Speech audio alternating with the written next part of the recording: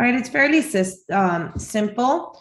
I want to say that the reason why I called this class was not so much on how to input and edit it on the MLS, even though that is exactly what we're gonna be seeing today. It is more of like the documents that are attached to things, okay? If you guys are following me at home, I would suggest not to follow me because this is where you guys carry the most liability. All of your liability with the board actually happens to be with your listings. It is, like this is where you carry your utmost liability. This is where the board can fine you, from $500 all the way to $5,000. So just be extremely careful with the things that you do when you guys are adding and editing listings. And this is why I think that more importantly than adding in is the documents that go attached to the listing, okay? So first things first, if you guys do have, a client that says, I want to list my home with you, the very, very, very first thing that you guys should be doing is, let me open up here. The first thing that you guys should be doing is .loop, okay? Florida Interactive Forms. Let's say you guys have a listing for sale.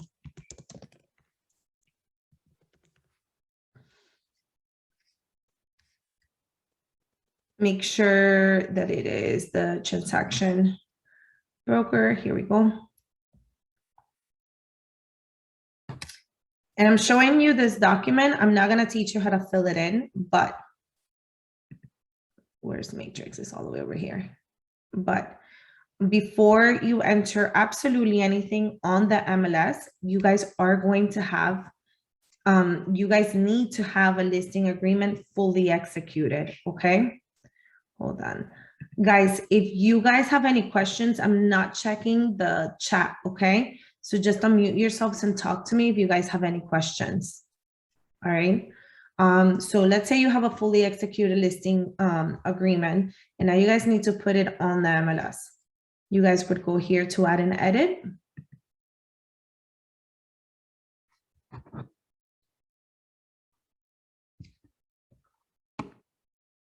Give it 1 second, my internet.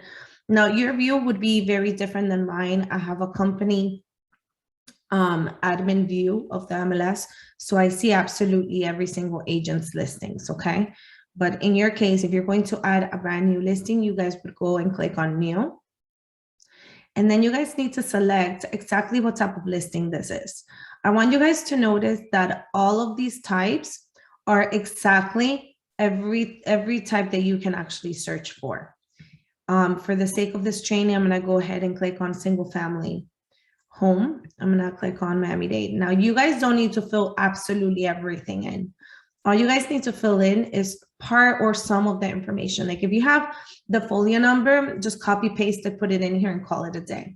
In this case, I'm going to go ahead and just click on, enter in the address. Notice how I didn't put Southwest, lane, or anything, because all it's asking me is for street number and street name. That's it. I'm going to click on search. Once that property pops up in your screen, make sure that these are the owners that you're working with, and then you're going to go ahead and click on fill. Again, if you are working this at home, I suggest that you do not follow me.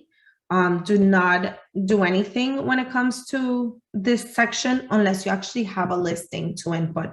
This is where all of your liability lies, and the fines begin at $500 all the way to $5,000. So if you're not actually doing a listing, don't follow me along, okay?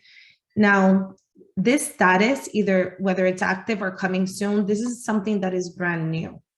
And by brand new, I mean in the last few months, the board has given us the board took away the fact that you guys are able to have pocket listings, okay? So you guys now have to say when they're gonna be hitting the market. In order to have this, your clients need to sign a special document that says that they want this listing to be placed on coming soon. And you guys would have this on .loop. And I'm going to go back and forth with the documents because I think that that's where most agents fail.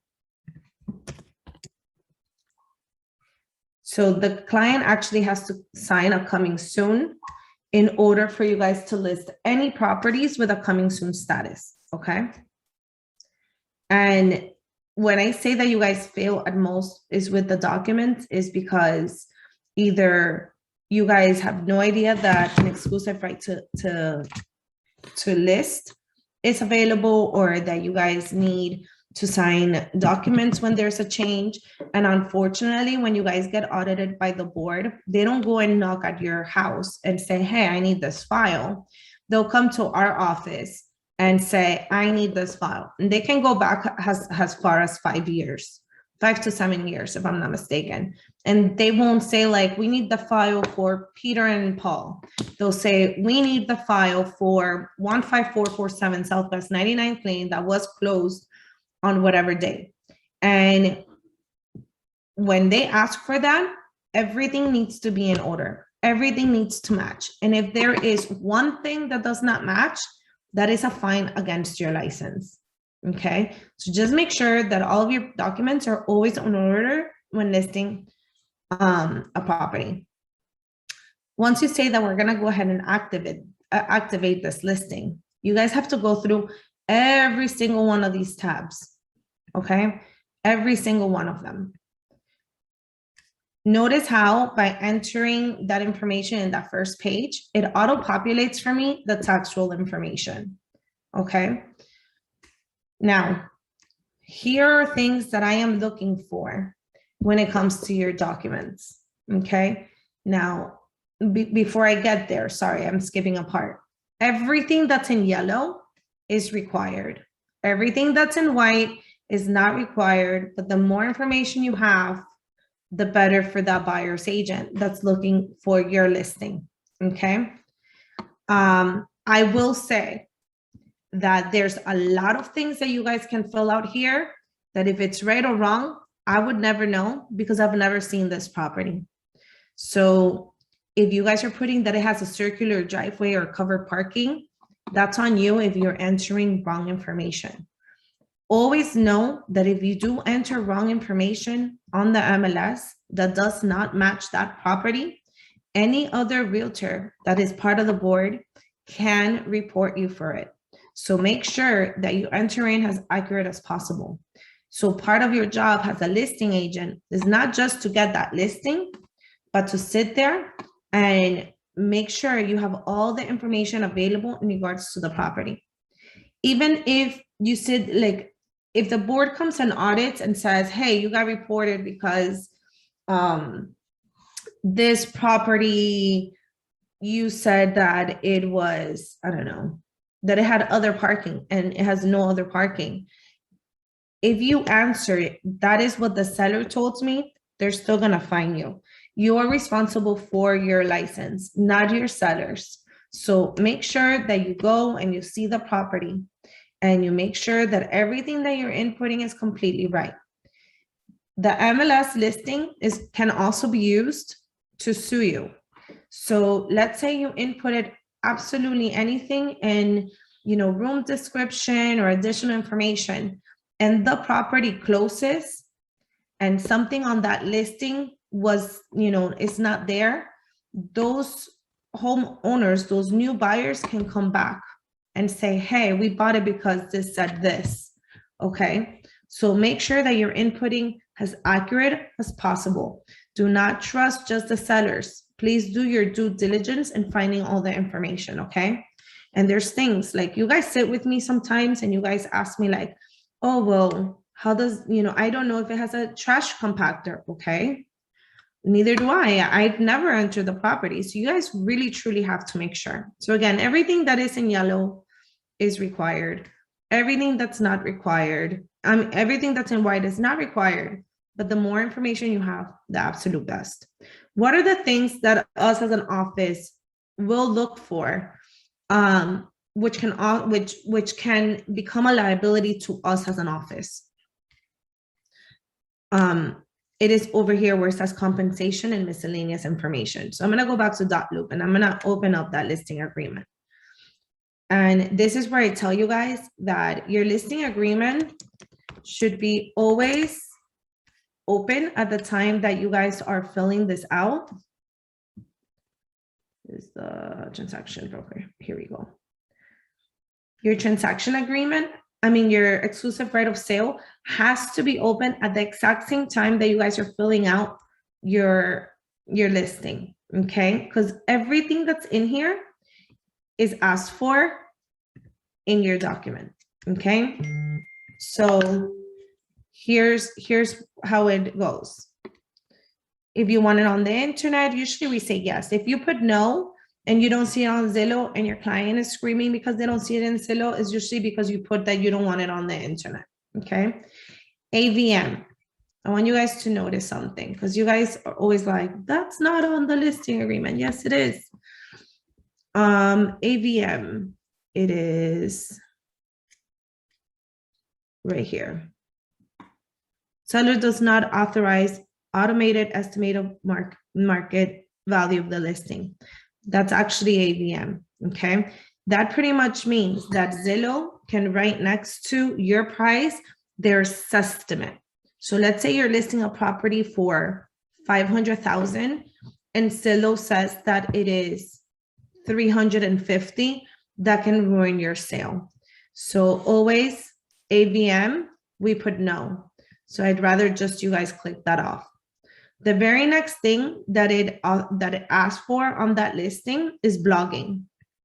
This is blogging. That's this very next one. Does not authorize third parties to write comments. Same thing. What if somebody goes to view this property and they write about how ugly the bathrooms are? Now that new buyer is not gonna want to go in and look at this property anymore. Even though I loved everything about it, they're gonna read all those comments. It's kind of like reading reviews.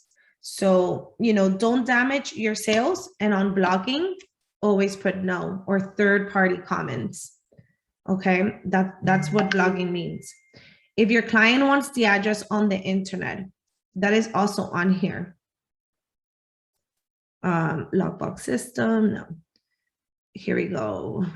Display property on the internet except the street address. So if they want it on the internet, yes, but they don't want the address on the internet, this has to say no. And I'm showing you guys this so you guys fully see that these are items that we look for in your listing agreement, okay? What type of listing is this? In Florida, we're always exclusive right to sell or rent. Always, always, always. If you look at the document, the name, exclusive right of sale listing, okay? List date and expiration date. This is really, really big. And this is where I see most of you guys get fined, okay? I've been audited a few times in the last, 6-7 years that I've been in this industry. And I will say that your list date and expiration date is the #1 reason for an agent to be fined for. List date and expiration date. So this is what happens. You guys fill out this listing agreement and your client, you guys sign it today, the 4th, but your client doesn't sign it until the 7th, right? And you guys come into the MLS and you guys are now gonna say, oh, it's the 7th, right? That's wrong. Even though your client executed it on the 7th, we have to go by what the document says, list date and expiration date. So if you know that your client is gonna sign it today, they've reviewed it, whatever it may be, make sure you strike out that date and you input another one and have them initial. If you know that this listing cannot be placed on the MLS right away because you still need to take pictures or they still wanna paint that hallway, don't put today's date on it. Put that you're going to list it as of 5 days from now, 10 days from now. Okay, so when you guys do activate it on the MLS, you guys can, say when it will actually be. If not, it's not a brand new listing. So when agents do their hot sheets, it's not gonna pop out as a brand new listing on the MLS. You guys have had this for 10 days, right? Because you have to match the dates of your form. So just make sure that this always matches the form. This is literally number one reason why you guys always get fined. The very next thing is the compensations. Adriana, just quick question. So the thing allows you to sort of backdate it, right? Like, yeah, you have to backdate it. If your list date is from last Friday, you have to put last Friday. You cannot put today's date. You know, sometimes calendars, they won't allow you to backdate it because it says, oh, you know, today is already 4th and you cannot really put 3rd. So that's why I was wondering. No, the MLS allows you. Thank you. As per the board rules, okay, you are supposed to activate this listing within 48 hours of having it, of your list date. So just be very careful. Read over your MLS rules and regulations and your fines. Make sure that you guys are up to date with all that stuff. Now, I do have a little bit of a quiz here for you guys. Can somebody tell me what these compensations, who they are for? The trans broker, buyer's agent, and the non-rep. Does anyone know? The listing agent and the buying agent. Wrong. Okay. Anybody else? Okay. So all of these compensations only speak about the buyer's agent. Okay. These are all about a transaction broker that can bring you the buyer. How much are we going to compensate them for that? About a buyer's agent that brings you the buyer, or a non-rep agent that brings you the buyer. These are the 3 types of agents that you guys can be. So if we go back to .loop, that very, very first page, compensation, this one speaks about the listing agent's compensation, right? And then when we go compensation with other agents, the listing agreement asks, how much are we willing to pay to a single agent, to a transaction broker, or to a broker that has no relationship with the buyer? This is very important. When you guys are looking, and I get you guys call me all the time on this, and you guys scream. On the listing agreement, it's not on the listing agreement. On the MLS, it showed everybody was going to make 3% or 2%. And now I'm at closing and the HUD says that the listing agent is making 4% and I'm only making 2%. Okay.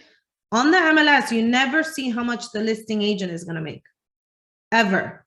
It will never show you what the listing agent is going to make. That is between the listing agent and the seller.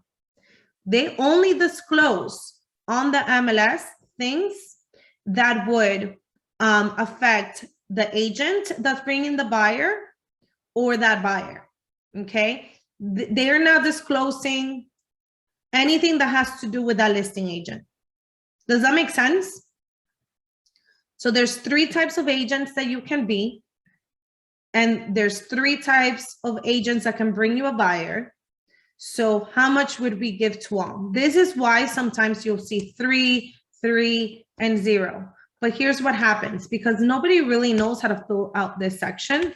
No one teaches us this. No one sits us down and grabs the listing agreement and shows you this the way I am today. Is the reason why we get so many calls and why you guys are all fined, right? So when you guys are going to sit down and do this listing agreement with your clients, you have to go step by step. It's not just like, oh, it's just one section and that's it. It is literally filling out every single section. If your client says, you know what, I don't want to give anything to an agent that's non-rep, then put 0 on the MLS. If they only put 3% in transaction broker, then you're only willing to pay 3 to a transaction broker. You don't want to pay anything else to somebody that's a different type of agent. But you have to make sure that this section matches your MLS. Does that make sense? And Natalia, most agents do think that way that you did. Most agents think that one of them speaks about the buyer and one speaks about the listing agent. And that's why I always do that question when I do this class. What I was taught. The one? That's what I always thought. Yeah. But believe it or not, it never speaks about the listing agent. And you have no idea how many times I get called by agents saying, this is unethical. Can I report this? I'm on the HUD. Now they're getting 5% and I'm only getting 2%. And it's like, you saw what they were offering you on the MLS and you agreed to that. You never saw how much they got paid. No, but the MLS says how much they're getting paid. No, it doesn't. These are just the 3 types of agents that can either bring a buyer or a seller. Yes, Kenya. The standard, so it's 3, 3, and 1. Like that's what most people would do, or There is no standard, and I'm very careful with choosing that word. okay, I don't know what word to use. No, because they don't want to regulate what a standard commission is, right? Like a seller can pay 1%, like they can pay 8%, right? Yes, in quote unquote, what we mostly see is 3% for the buyer side. But let me put it this way. If somebody's bringing you a buyer, let's say they're a non-rep type of agent, and somebody's bringing you a buyer that has the best offer, okay, with the least contingencies, and they're able and willing, are you really just going to pay them 1% just because the name says non-rep? So part of your homework today is I want you guys to sit down and Google the 3 types of agents and tell me why one should receive more or less than the other one. Okay. I will say this. In Florida, we're known as transaction brokers. That's what we are. We're only here to put the documents together. We're only here for the transaction to actually go through. We're not here to fully represent the best for either side of the transaction. We're only here to put the transaction together, okay? What does that mean? A buyer's agent is here to fully represent in the best interest of only the buyer. Does that make sense? Yes. So if you're sitting down with a client and your client doesn't understand and only wants to put a percentage on one type of agent, the one that I would put the 3% is a transaction broker, because that's what we should all be in Florida. Everybody else could be a 1 or a 0 or a 2 or whatever it is that you guys want to decide. But that is not for us to decide what is our standard or what would be best. It's pretty much sitting down with that document in front of your clients and saying, it's not that you're going to give 3% to 3 different people or 2% to 2 different people. This speaks only about the type of agent that can bring us the buyer and how much we're willing to pay them. That's it. Does that make sense? Like, we can pick for our clients. Okay, thank you. All right, you're welcome.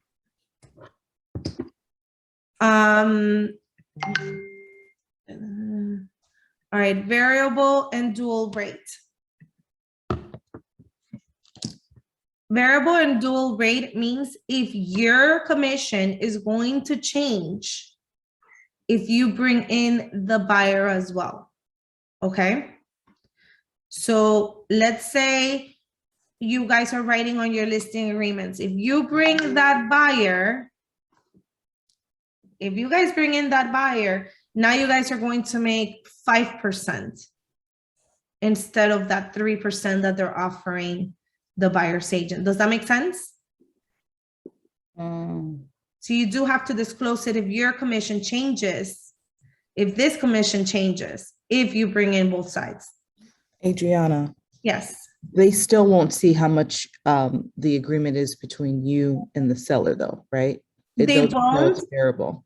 They won't, but if you tell them I have an offer, like I brought a buyer and I've submitted an offer, it is good for that other agent to know that chances are you're not going to pick their offer. Got it. Unless Okay. they come in higher.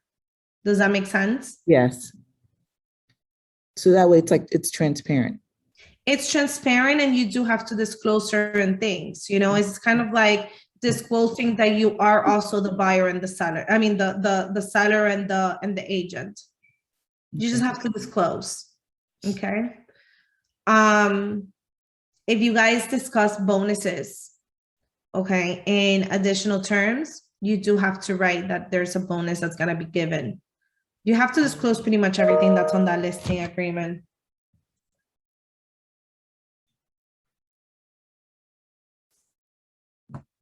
Any questions so far? Yes. I've seen sometimes that compensation is, let's say, 2.5 or 2. Could that be changed or negotiable later? Like The one? when you What if- present your offer, let's say they offer 2.5 and probably you want 3. Can you negotiate that or just No. that's set in stone? It's unethical for a buyer's agent to try to up their commission Okay, because the MLS is already telling them what has been negotiated. okay. That's good It's to know. actually unethical and you guys can be reported if you try to negotiate it because you guys were not in that listing presentation. Okay. And if you are the listing agent, you can report that other agent that is trying to do that too. Correct. Okay. Okay, listen, this happens a lot. You guys have come to me saying, oh, but I negotiated my commission to go up, so I needed to be placed on the contract. You did what? Unless you're in the middle of a transaction, let's say you guys are negotiating terms of a contract that you guys are already into, and somewhere in there, somebody needs to budge and you want to credit your commission, you should not be negotiating a commission that a seller has already agreed to. If you guys want to control what you make, you guys need to become listing agents. Okay.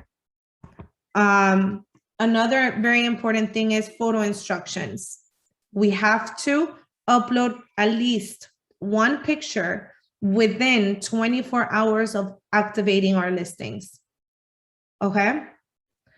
Other than that, everything else, pretty much you have to go, look, this is part of the listing agreement.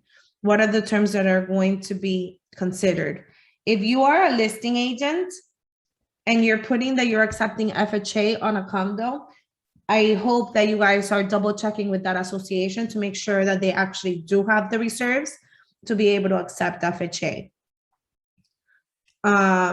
Everything else, look, this was auto-populated from the tax roll.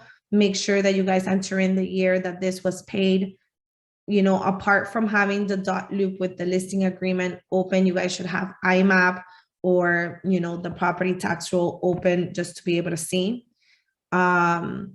Another information that you guys don't know is possession. Does anybody know what possession information means?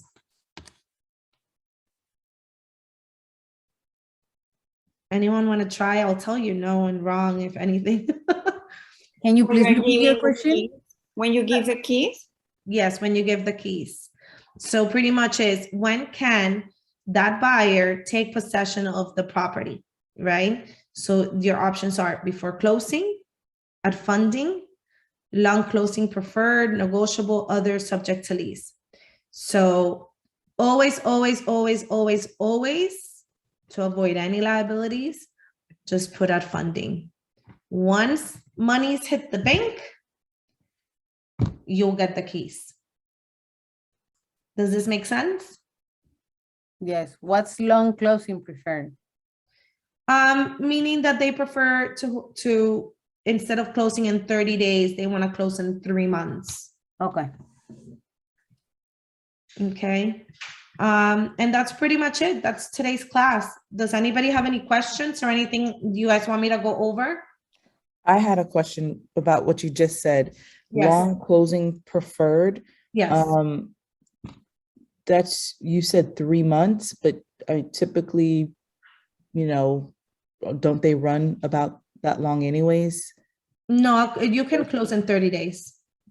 So anything, I would say But that if I 45 know- days is, you know, between 30 and 45 days is the norm.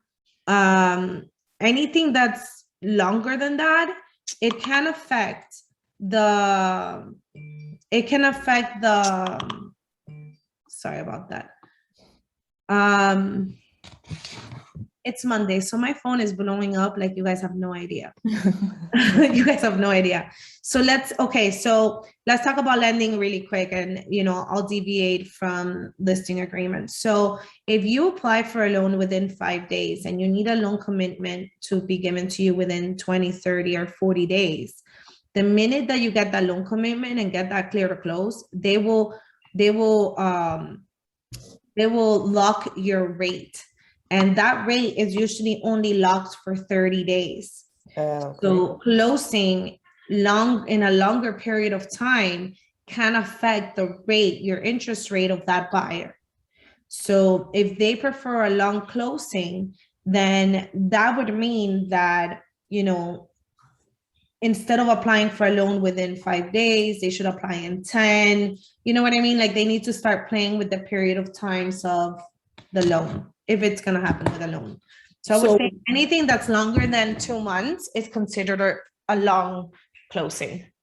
So why would the seller, can you give me a scenario when a seller? We're actually in the perfect market for that. Let me say let's say I'm a seller and I need to be able to buy after I sell from here, but there's no inventory. Oh, I got you. Okay, I got you. But wouldn't you put some kind of, as the listing agent, wouldn't you put some type of contingency that, Fortunately, no.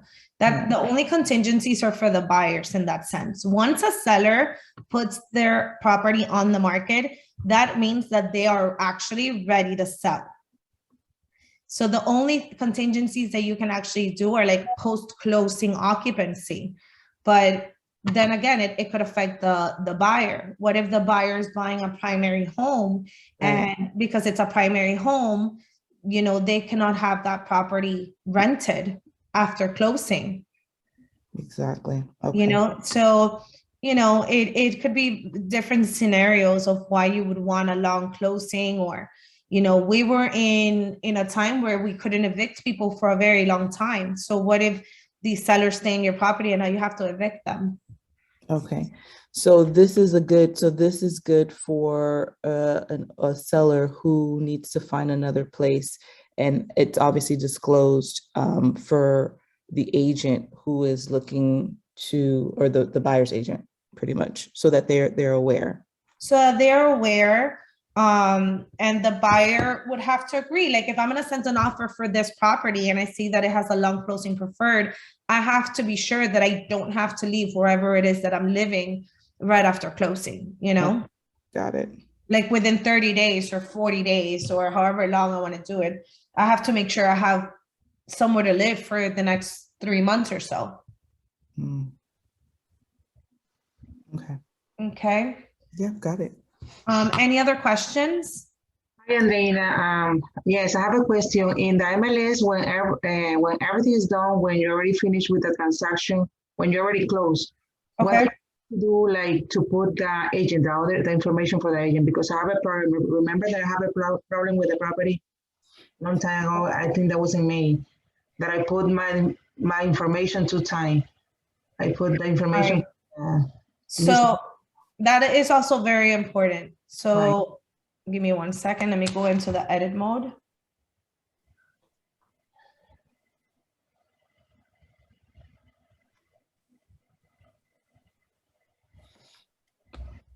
I don't know why this is so slow today. It's Monday. Yeah.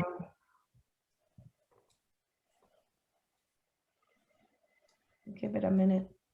All right, so this is very important. When you guys are closing out a listing, it is going to ask you who the selling agent was.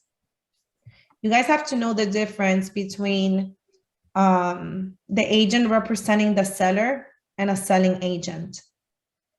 Does that make sense? Does that sentence make sense to you? Yes. Okay. So if we're going to edit a listing, right, you guys would open up a scroll thing like this, only then instead of seeing agents' names, you guys would see listings. let me see, let me pick on whoever. And you guys can go ahead and pick on the listing that you guys need to edit. And you have, see, like this would drive me insane. And she has no pictures. So she's probably fined for this. Awesome. Oh no, list dates 10/1. Yeah, she's already been fined. Guys, don't drive me crazy with the pictures. Please post pictures. It doesn't matter, you know, the amount on the listing. You guys have to have, even if she closes out this listing, if it doesn't have a picture, she could be fined for it. Okay. Yeah. Now,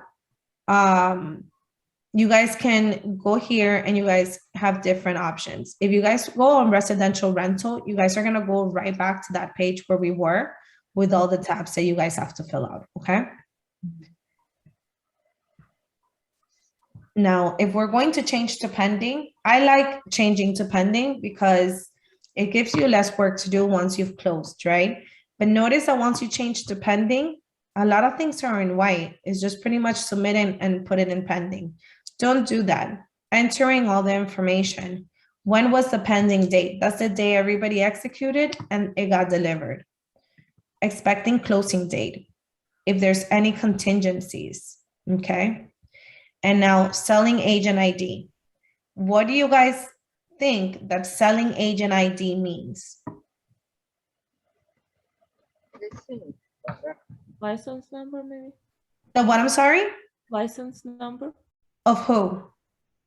Of the listing agent? Listing agent, right? No, remember, it already has your list information. Who's the selling agent? Who actually made the sale happen? Oh, the person that is bringing the customer. The Right. buyer's agent, yeah, or Oh, the tenant's agent.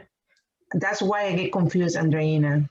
Yes. I understand it's confusing, but I need you guys to know all the terms. Like, don't answer anything on the MLS unless you are 120% sure. Right. Because look at what happened with Mabeli. She closed the listing wrong. And The then- listing agent is very upset. I mean, the buyer's agent's really upset. I have to send it to the board. I don't want to poke the bear because poking the board will result in a fine. Sometimes within 2 hours, they will change it for me. Mabeli has been asking for months. I already explained to her, you know, I don't want And to. I am not sure Mm. if they're taking a long time because they're going over other files that they want to go ahead and audit, or if they are auditing this one. I don't know. Oh my Do I God. want to write an email and ask? No, that No. could be $5,000 for you. 5,000? That's the most. It could go as little as 500. It could be as much as 5,000. So these are things where, do I want to poke a bear? I do not. I have a lot of friends at the board, and let me tell you, I don't poke them Right. because the minute that you do, they will look at everything with a fine comb. So it is very important that you guys enter the information here correctly. Now, this one's changed to pending. When you guys are going to change to closed or to rented, notice that it does pop up in yellow. You do have to put the date that it got rented, which is normally the day of move-in, how much it actually rented for. And again, selling agent. Who made the sale happen? That is the best way that I can put it that way. That's why I asked you guys if you guys understood the difference between the agent who represents the seller and the agent and the selling agent. The selling agent is not the same as the listing agent. Let me ask you a question. If it's you, the listing agent, then you would put your information there, correct? If you brought the buyer, yes, Okay. or the tenant or whoever. Okay. Rina, if you click on that question, is it gonna explain what it is? Sometimes maybe just No, it's just pretty much telling you selling agent code is required. Right. Mhm. So Andreina, to make sure the selling agent is, for example, Victoria Moreno, is that the other agent that bring that buyer, right? Correct. Perfect. Correct. I got But it. I want you guys to think of the selling agent is who made the sell happen. Who made the sale happen? Okay. That's it. Who made it happen, right? You couldn't do it on your own because you didn't bring the buyer. And when you are buying, when a transaction goes through, it's due to the fact that that buyer agreed to the terms. Does that make sense? Right. And then another question, if I bring the buyer, I have to put my name. Yes. Right? Yes. Now let's say that the agent who brought the buyer is not an MLS user for the Miami board. Let's say they're an agent in Pensacola, right? They're still a Florida licensed agent, so they can still get a commission, but they're not part of the MLS. There is a special code for non-MLS users. Okay, so there is no excuse for you guys to put your name on it if you did not bring that buyer or tenant. Does that make sense? Right. And who give you that special code? I would look it up for you. Oh, okay. It's pretty much like find selling agent, and if you put none and you run a search, you will see non-member. Boom, right there. Okay. Okay. So even on that, they don't allow you to put your name. That's why I have the big check when I put my name. Yeah. So just be very, very, careful. Again, anything that, and I started the class that way. If you don't know, don't do it. And the way that I started the class was, do not follow me right now. Just watch, just learn, but don't follow me because this is where most of our liability lies. Wow. Okay.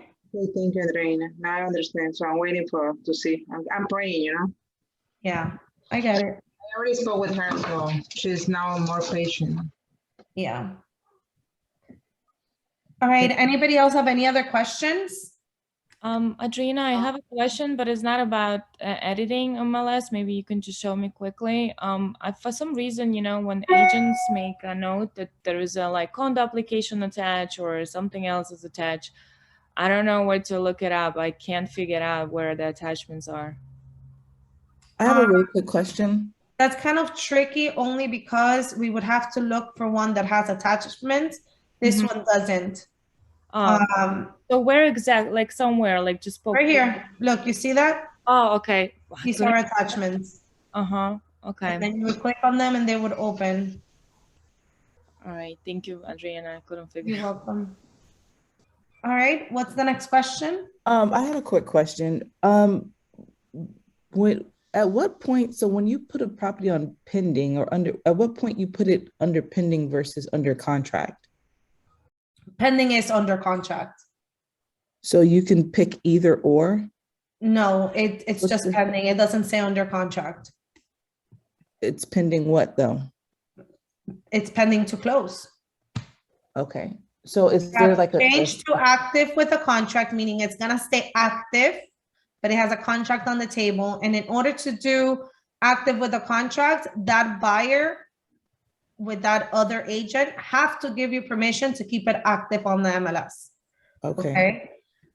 This just means that like you don't feel for some reason that contract's gonna close. So you want to receive backup offers. The next one's pending, which is pending to close. That means we have a contract on the table. So we are putting it on pending. And then it would be rented or closed, meaning the transaction is done, over. Okay, I don't see under contract here. Because it's not. Under contract means pending. Okay. Andreina, another question. If something happened, for example, after the appraisal came for, let's say, like You put it back to active. back to active. Okay, perfect. Back to what? Sorry? Active. Asset. Active. If the contract falls, it goes back to active. Okay. I have another question, although it's not there. Let's say that I sold the property for 485, but the appraisal gives me that it is 440 or 45, but the seller wants his 485. Okay. So What does how that have do to I do? manage that? That wouldn't go on the MLS at all. I know. That's why That change doesn't go on the MLS. okay, but I would have to do what? I mean, an assessment, or I would have to. You mean with your client, part of the contract? Yes. To be honest with you, it's pretty much either, I'm having a very hard time with listing agents in this market, a very hard Yeah. time. Yeah, Because if I think if you guys are running comparisons, if you guys are doing good comps, okay, you guys should still be listing the property at market value, at what the comps are telling you. Don't go above because we're in a hot market. Because our market is also changing a little bit. People are not paying that much above appraised value anymore. But you guys should be putting it at comp price, because chances are the buyer's agent is going to come in and submit offers at above asking anyway. But if you guys are so far away from that price, 20, 30, 40, 50,000 above appraisal, why in the right mind do you guys think a buyer can pay that or should pay that? That doesn't get covered by the loan. That comes out of their pocket. So here's what I'm saying. but the buyer, he said that he's gonna pay that. I mean, that's awesome for that one buyer. Does that make sense? Yeah. But how many people do you know in a $500,000-$600,000 mark or less, right? That can have 10-20% down for the loan. Yeah, I know. Closing cost, and then on top of that, $40,000, $50,000 above appraised value. So now we're asking somebody who wants to buy a $500,000 house to have at least $100,000 in the bank. Right. Yeah, I understand. So if the But property now in the market, nowadays in the market, Not it's anymore. happening a lot. Not anymore. Oh, okay. I'm seeing a slowdown on paying above appraised value, and that's why properties are staying a little bit longer on the market. Before, they weren't staying on the market. Before, they were going under contract within the first few days. Now I'm seeing them stay on the market longer because buyers are not paying that much above. So be very careful what you guys are doing to your sellers as well, because you guys are not going to look good when you guys tell your sellers, oh, it's hot. You guys are going to sell within 2 days. We're going to have so many offers. If you are so above appraised value, you're not going to get that many offers. Or the offers you're going to get are going to be closer to that appraised value because those buyer agents know how much their buyers have in the bank. Okay. Does that make sense? Thank you. Yes, thank you. Thank you. Sure. Any other questions in regards to the MLS and listings? And then another question. I have a client that they're looking for warehouses. Where I can go to look for warehouses? You would go to improved commercial industrial. Improved commercial industrial. Thank you. Commercial industrial. C-O-M. Commercial industrial. All right, guys. I wish you guys an amazing, beautiful Monday. I gotta get going. I'm actually meeting with Claudia in a few minutes. We're looking up offices in Kendall today. So I am not in Weston today, but I will be in Weston tomorrow. We actually have an amazing presentation by Aria Reserves tomorrow between 12 and 2 o'clock. They are going to be bringing out catering for lunch. So if you guys can make it to our Weston office tomorrow, it should be an amazing event. That's amazing. Yeah. Reina, you're gonna open an office in West Kendall? Yes, Really? Amazing. we've been looking for it for a little while, yeah. Wow. Andreina, are you gonna stay in Weston? No.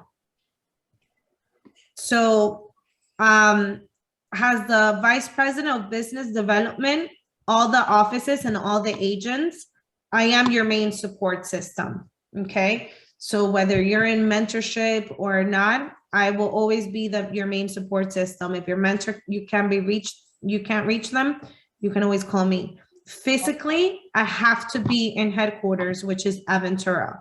But what that means also is that I will be scheduling myself to be in all the offices at least once a week. So I will be in Kendall once a week, I'll be in Weston once a week, and I will be in Aventura the rest of the week. What about Brickell? You're gonna stay, are they going still having a office there or not? We've been looking at Brickell for a long time. The problem with Brickell, there is not much inventory and it's very regulated with COVID. So renting an office there to keep it closed for such a long time, it's also, you know, we need Brickell to settle down a little bit when it comes to COVID for us to be able to go back in. Okay, perfect. Thank you. But we do have it in our search. We are looking at Brickell a lot. We're looking at Brickell. We know that we're going to get an office before the end of the year in Kendall. And I know that next year we're gonna be entering Doral. Oh my God. Oh, it's nice. Congratulations. Yeah, so we are definitely growing. With That's that said, awesome. yeah. I'm so happy. Yeah, we're making a lot of moves. So, you know, we've had a little bit of hiccups, but we are making moves. We are looking for a manager for Weston office. You know, somebody, you know, very knowledgeable and fun and loves that Weston market and can bring it back up. But in the meantime, you guys can have fun with me. I've been in Weston every single day since Yvonne, you know, had to go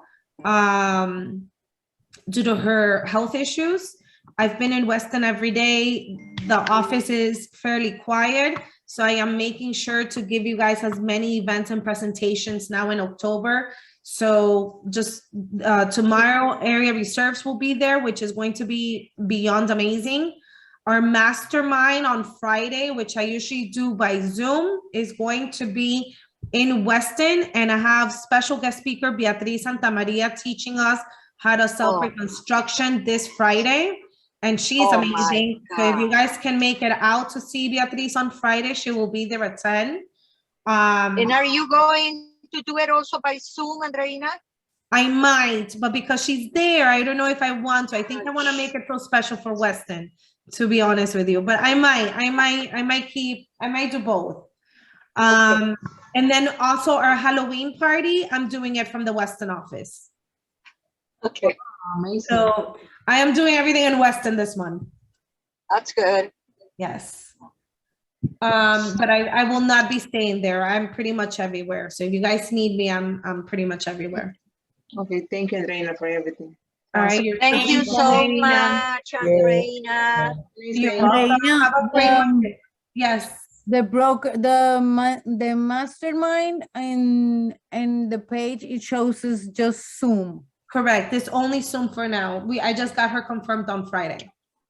Okay, so I'm gonna RSVP, but then I'm gonna go to the office. Yeah, go to the office. It's gonna be amazing with her there. I'll see you tomorrow anyways.